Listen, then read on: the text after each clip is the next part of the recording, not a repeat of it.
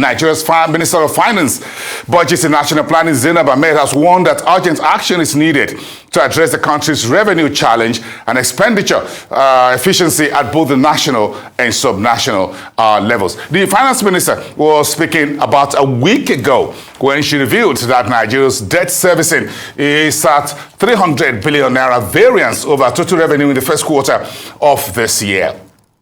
Taiwo Oyedele is the fiscal policy partner and Africa tax leader at PwC, and he joins me here now to speak to the tax revenue side of Nigeria's fiscal imbalance. It's good to have you in the evening. It's a pleasure to be here. It's been quite some time yes, to be able to make it live. Yes, Not since the pandemic, my friend. Yeah.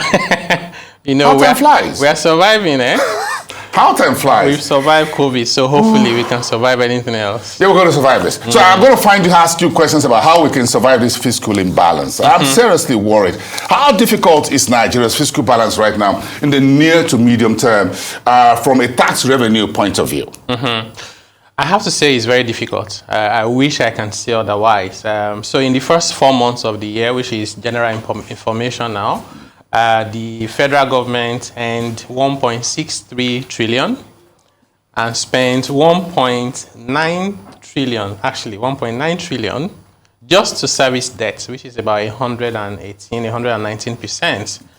I have to say that, you know, for the rest of the year, it does not mean that that ratio would continue, but it suggests that you're going to have ratios that are close to 80-90% even for the whole year. And this is not paying back the debt. This is just servicing the debt. So that is significant. If you think about the revenue that we generated from non-oil last year, FRS collected about 6.4 trillion, the highest on record. All the states' internal revenue services plus FCTRS combined, all the revenue they collected was under 2 trillion. Right? So which means the problem we're having at the federal level is not far from home if you think about subnational. The biggest impact that is causing this is because the NNPC has not been able to remit money to FARC, and therefore the revenue that government is sharing is mostly just coming from tax. Non-oil perform 80-something%, oil revenue perform less than 40%.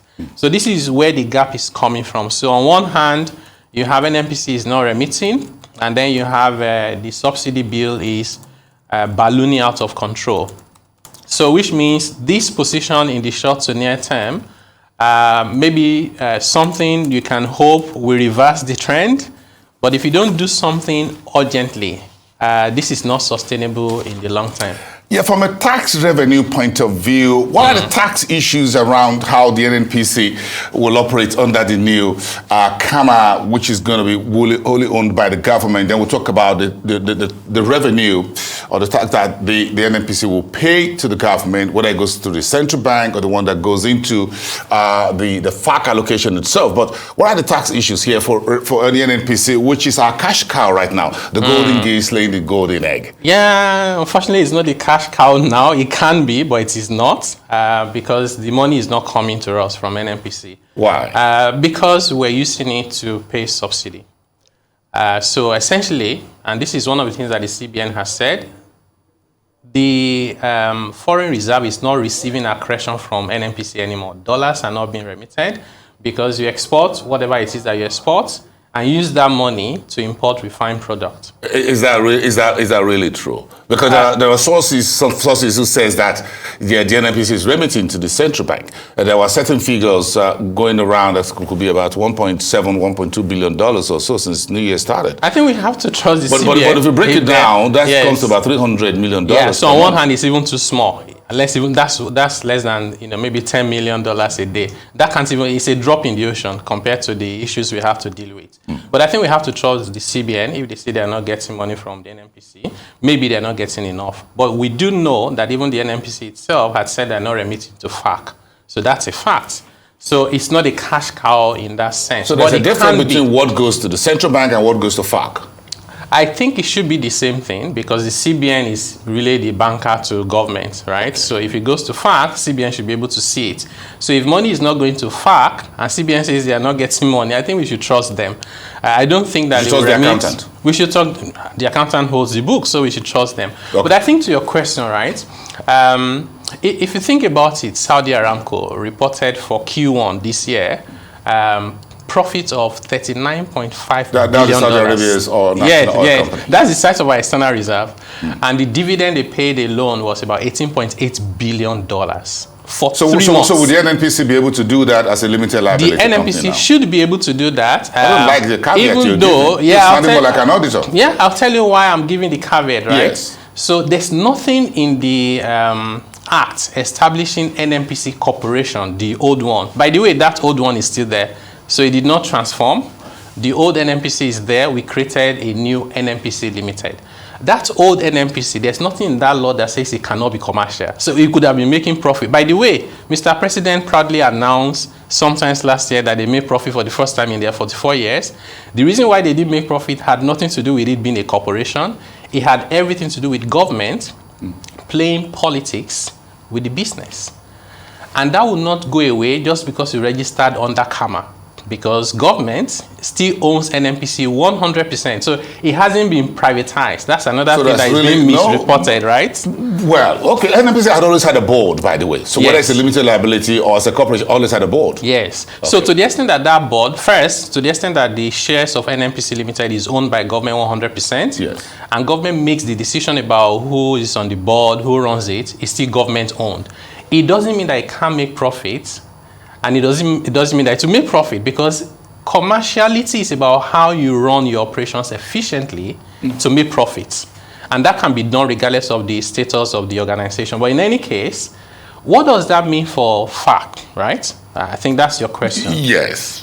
So if I read for you section 58.3, right, of the Petroleum Industry Act, it says where NNPC Limited has a participating interest of 100% interest in a lease or license, NNPC Limited shall pay its share of all fees, royalty, profit or shares, and taxes, and other required payment to governments, right? And then is that in plural or government in singular? So government is singular because okay. They will then share it. Now, it says under section 64C, NNPC shall lift and sell royalty oil and tax oil on behalf of the commission, that's the commission set up under the Act, respectively, and so on and so forth. It says that it shall promptly remit the proceeds of the sales of the profit oil and profit gas to the Federation, less 30% for license fee. So essentially what this means, if I want to simplify it, is there's nothing in these new arrangements and NNPC Limited that says you cannot continue to remit funds to the FAC on a monthly basis. You can do that because you need to continue to run government, right? Okay. And even in terms of the operation of the NNPC and its own profit, you don't have to wait until December to declare dividend. You're going to give us a whole lot more explanation on that when we come back after the break. This is Arise Exchange.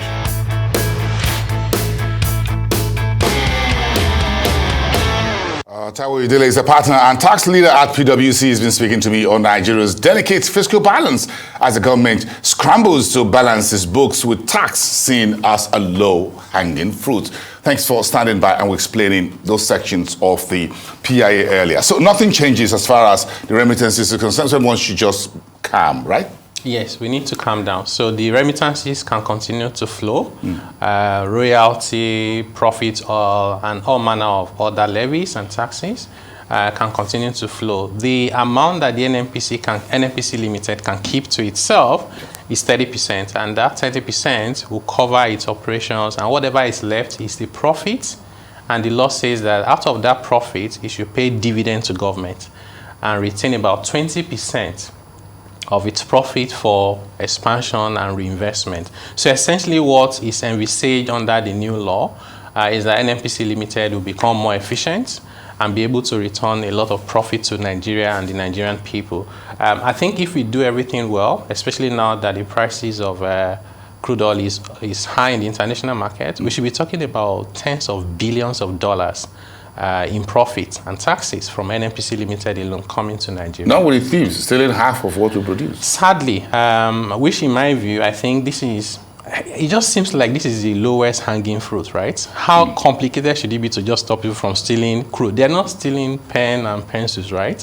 So these are massive things they are stealing and loading them in vessels, and we seem helpless. If we can stop that alone, our quota today, as prescribed by OPEC, we are underproducing by almost 600,000 barrels. Imagine you are getting that, you'll be literally printing dollars, and Naira will not be at 720 in the black market. So it's garbage in, garbage out.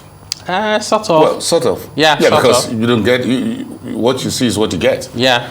But the government is looking at tax. The finance minister says, and I want to just go back to that very quickly, because when your finance minister, budget minister of a country says that urgent action is needed to address the country's revenue challenge and expenditure efficiency at all levels, national, subnational. So technically speaking, there's a problem. That's what she said. There is. A very big problem. Yeah. No, I think you just be it will be self-denial if you say there's no problem. There's no other way to put it. There is a problem. So there's a revenue efficiency and expenditure efficiency challenge. So we're bleeding at both ends. Yes. We're burning the candle at both ends. Yes, there's a revenue problem, there's a spending problem, and there's a debt management challenge. Right? So tax will tax help us? Government wants a new tax on your phone calls and your SMS messages. So is that one of the way out? Tax is always a delicate matter, because if you're not careful, you need to try and distinguish between whether you're taxing seed or whether you're taxing fruit, and that makes a world of difference. Now, if you think about data, telecommunication, everything, vast majority of our people are using that to survive. I use the data so I can do my small business, I use the phone. It's not luxury. So when you tax that in a difficult economic situation as we find ourselves, already impoverished. Yes, you may find that is counterproductive. My thought about that had been, if government, first, the timing is questionable. Number two, but if you really have to do it, why not put it only on postpaid? You know, someone like me used to say postpaid package, I can afford an extra 5%. But not on the not on the majority of people. So you know what happened in Sri Lanka was, in my view, essentially down to bad policies. So you cut taxes at the wrong time. You say, by the way, we don't want to use chemical fertilizer when you don't have enough biofertilizers, and you can't produce food. At the same time that COVID has stopped people from coming to your country to bring dollars, and the economy crashed, and they were surprised. That was predictable. Right? We need to prevent a similar thing from happening in Nigeria. And the indicators are very clear. So we have to start reversing them. So I think government has to be careful with taxes. I'm not happy with the way the National Assembly in particular have been introducing taxes recently. They've introduced like 2 or 3 taxes just in the past 2 months alone. First, they said let's fund NYC. They introduced a levy. Now they said the Social Security, they've introduced another tax on companies that are struggling. Yeah, I think about 2% or thereabout again. Before then, there was the police one, there was one for science and engineering. It just goes directly contradictory to what we should be doing. Companies are just trying to stay afloat. You should support them. We know you don't have the money to give them subsidies, but don't increase their burden at this time. That is really critical, and we need to get that message across. Where else will the Minister of Finance find money? The central bank does not have cash. Well, can print naira, but not dollars. So where do we find money? What if I say it's not difficult to find money? So I'll tell you my perspective. One, you need to stop the bleeding. Biggest component of that is the subsidy, but also we have inefficiency. Today, the global price of a liter of petrol or diesel is around $1. Add freight and everything to it, insurance, finance costs, maybe 10 cents. Why is it coming to Nigeria and it's almost $2 for diesel? That means whatever the inefficiency is that is building up our costs like that is reflecting in the subsidy we are paying for petrol. And I think that we can address the petrol subsidy if government is willing to put in the effort. First, if you negotiate with labor and say, I'm going to increase your pay by 20% if you allow me to take off subsidy, right? They will say yes. They will leave only their leaders saying no. Then what you need to do is to face how you remove that subsidy so that the impact on the people is not too much for them to bear, right? And then at the same time, cut out the inefficiency so that even the subsidy amount itself, in quotes, is reduced drastically. We don't even know how much petrol we are consuming. How do you explain that to yourself? So we need to stop the bleeding, and we have subsidy in other places, right? There's subsidy for electricity, there's FS subsidy. And in addition to that, you then have to make sure that you optimize government resources and assets. And finally, use measures to ensure sustainable revenue, like use data and intelligence for tax collection.